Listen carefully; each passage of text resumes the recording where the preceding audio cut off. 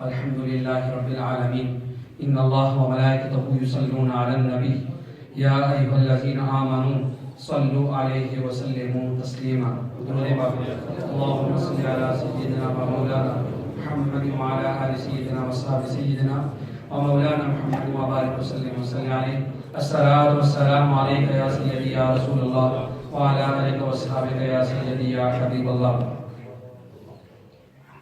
حمد و ثنا کے بعد نہایت عزت اور احترام کے لائق ہمارے خصوصی حضرت علامہ غلام مجتبیٰ صاحب دامت برکاتہ العالیہ، حضرت علامہ مولانا پروفیسر صفدر مجید صاحب خطیب جامع مسجد حاضر، حضرت علامہ رضوان احمد صاحب اور حضرت علامہ مدثر اعوان صاحب اور اس محفل میں آنے والے غیور مسلمان بھائیوں، وقت کتاب کا نہیں ہے، میں تو حضرت علامہ صاحب کا بیان سننے کے لیے ہم تشریف لائیں. میں نے مختصر وقت میں آپ کے سامنے حاضری پیش کرنے کی سعادت حاصل کرنے کی کوشش کرتا ہوں.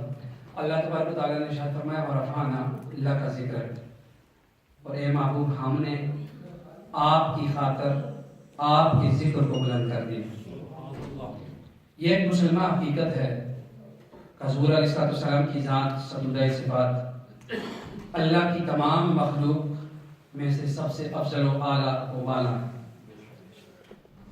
اور اللہ کے سارے نبیوں میں سے بھی آپ سب سے افضل ہیں. آپ جو دین لے کر آئے وہ دین تمام دینوں سے افضل ہے. آپ جو کتاب لے کر آئے وہ کتاب تمام کتابوں سے افضل ہے. جو نظام لے کر آئے وہ نظام تمام نظاموں سے افضل ہے. جو قانون لے کر آئے وہ قانون تمام قوانین سے افضل ہے. اور جس سال میں آپ جلوہ گر ہوئے وہ سال تمام سالوں سے افضل ہے. جس مہینے میں آپ تشریف لائے وہ مہینہ تمام مہینوں سے افضل ہے. جس دن آپ تشریف لائے وہ دن تمام دنوں سے افضل ہے. جس وقت آپ تشریف لائے وہ وقت تمام اوقات سے افضل ہے. اور جس قبیلے میں آپ تشریف لائے وہ قبیلہ تمام قبیلوں سے افضل ہے. اور جس خاندان میں آپ تشریف لائے وہ خاندان تمام خاندانوں سے افضل ہے. اور جس محفل میں آپ کا ذکر ہو وہ محفل بھی تمام محفلوں سے افضل ہوا کرتی ہے. ماشاءاللہ. اللہ نے فرمایا ورفعنا لک ذکرک.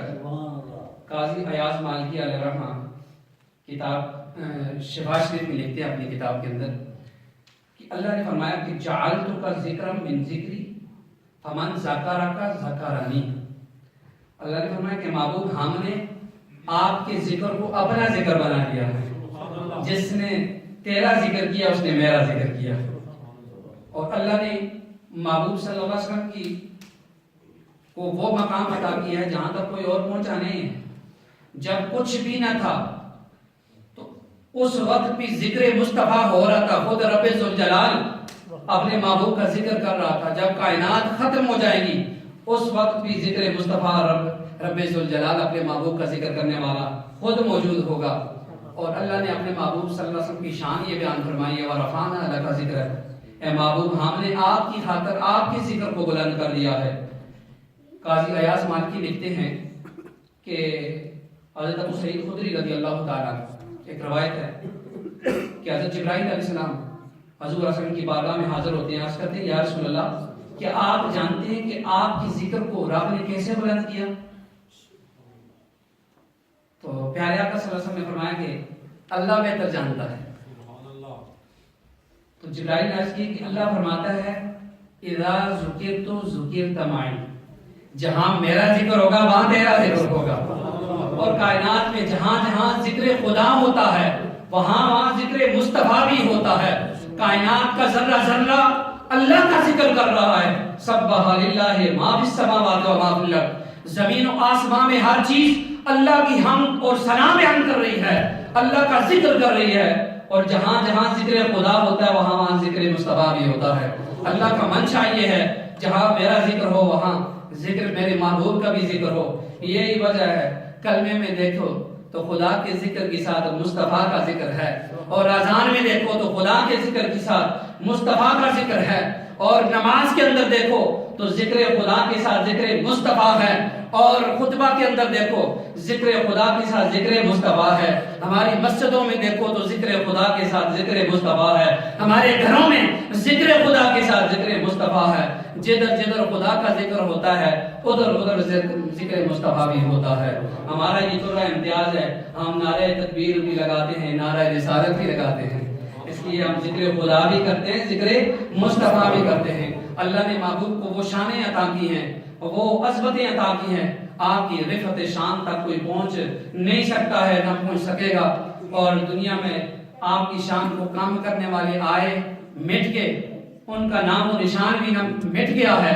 میرے مصطفیٰ کا ذکر کبھی ختم نہیں ہوتا، وہ بلند سے بلند ہوتا چلا جا رہا ہے۔ مٹ کے مٹتے ہیں، مٹ جائیں گے سب آدھا تیرے، مٹ کے مٹتے ہیں، مٹ جائیں گے سب آدھا تیرے، نہ مٹا نہ مٹا ہے، نہ مٹے گا کبھی چرچا تیرا، ورفعنا لکا ذکرک کا ہے سایہ تجھ پر، ذکر اونچا ہے بول ہے والا تیرا۔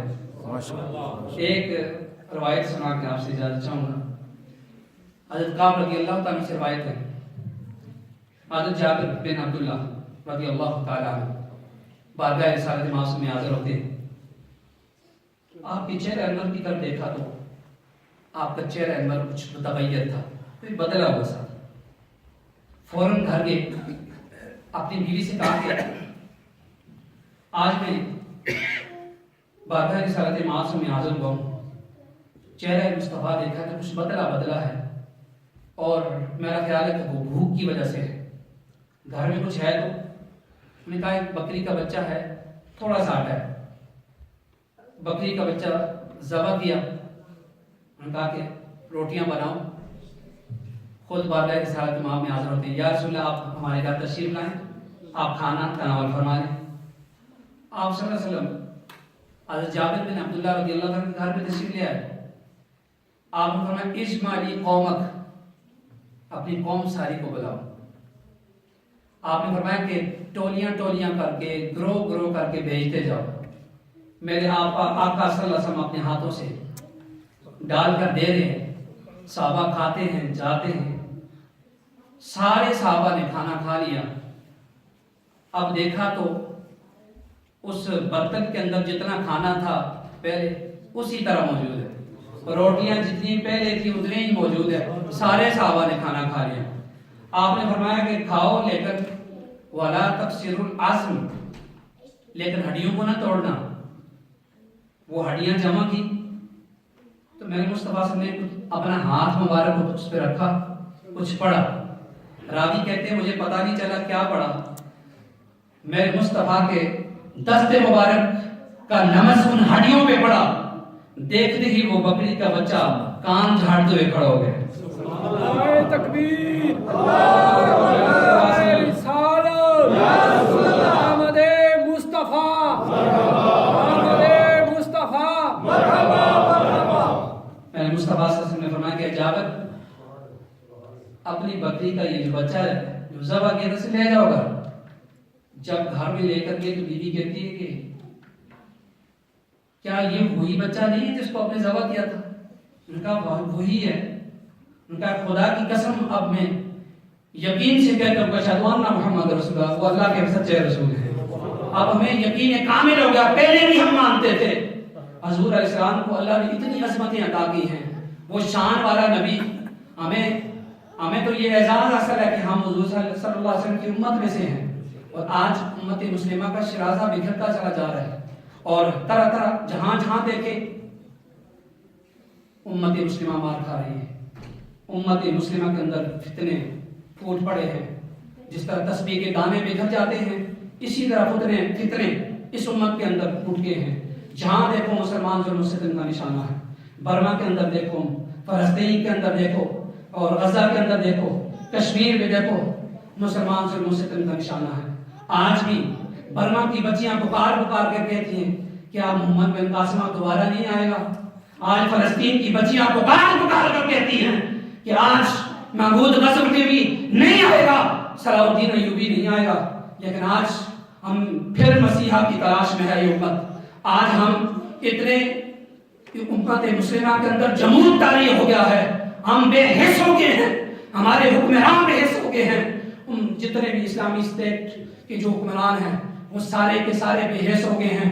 آج حضور اسلام کا دین لوٹ رہا ہے، آج مسلمانوں کی حالت دیگر دوں ہے، مسلمانوں کو اس طرح کاٹا جا رہا ہے جس طرح کے گاجر اور مولی کو کاٹا جاتا ہے۔ آج ہم دس سے بس نہیں ہوتے، آج پھر ہمیں تلاش ہے مسیح کی۔ دعا کریں اللہ ہمیں ایسا مسیح ہمیں عطا کر دے تاکہ اس گری پٹی امت کو پھر وہ سنبھال لے اور پھر اسلام کا جھنڈا سر بلند ہو جائے۔ اللہ تعالیٰ سے دعا کریں اللہ ہم سب کو حضور اسلام کی سچی محبت عطا فرمائے اور ہماری حضور اسلام کی امت مسلمہ کی حالت ظاہر پر رحم فرمائے۔